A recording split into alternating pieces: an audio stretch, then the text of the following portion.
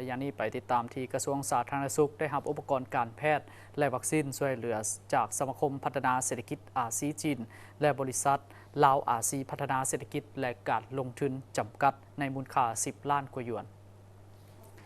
พิธีมอบรับเครื่องอุปกรณ์การแพทย์และวัคซีนจัดขึ้นในวันที่16 พฤษภาคม 2025 ที่สำนักงานนายกรัฐมนตรี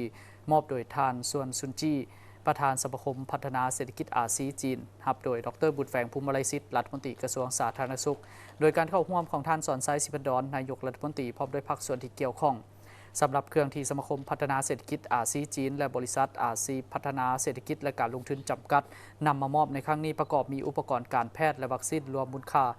10.2 ล้านหยวนเครื่องดังกล่าวเพื่อนำไส้เข้าในเวียกงานปิ้นปัวและให้วัคซีนกันพยาธิเพื่อนำไส้เข้าในเวียกงานสาธารณสุขในสปป.ลาวในโอกาสนี้ทานนายกรัฐมนตรีก็ได้ตีราคาสูงต่อกระทรวงสาธารณสุขที่ได้คนควยซอกการช่วยเหลือจากสมาคมพัฒนาเศรษฐกิจอาซีจีนและบริษัทลาวอาซีพัฒนาเศรษฐกิจและการลงทุนจำกัดที่ให้การสนับสนุนและคนควยการช่วยเหลือที่สมาคมพัฒนาอาซีจีน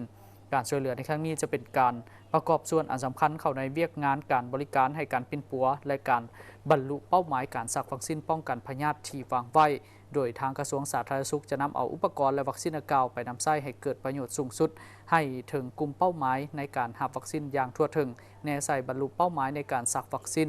ให้เด็กน้อยในขอบเขตทั่วประเทศต่างหน้าให้รัฐบาลและกระทรวงสาธารณสุขขอแสดงความรู้บุญคุณและขอบใจอย่างจริงใจมายังท่าน